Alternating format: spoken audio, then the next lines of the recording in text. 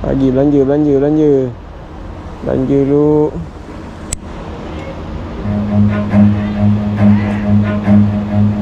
Run.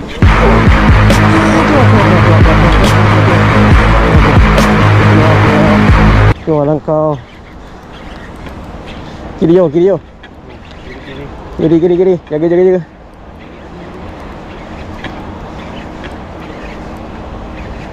Pam.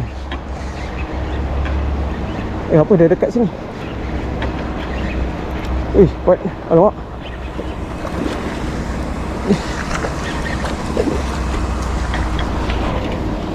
Alhamdulillah. Ya Allah.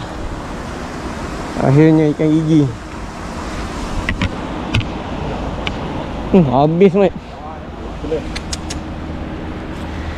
Habis kena apa? Kena ikan gigi baru ni.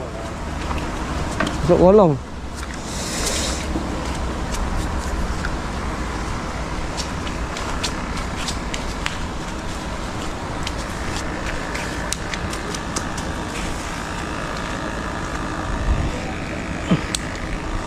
Pasar teluk tu lah.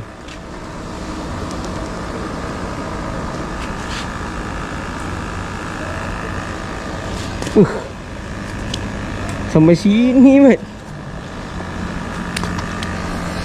Aduh. Dia masuk kolong habis. FG semua. Baik keluar. Mana ketik kuku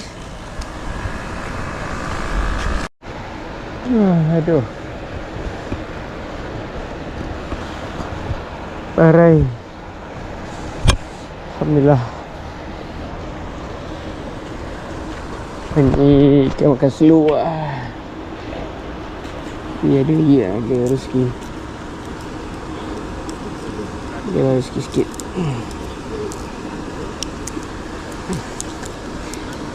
Tapi tak dapat nak test apa full performance lah hari ni.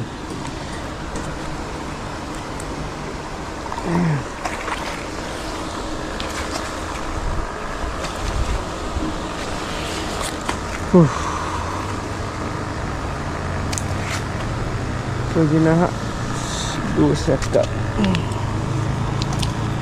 Dah. Okay, bye. Oh, banyak punya senang hari nak lepaskan. Tarik je ni.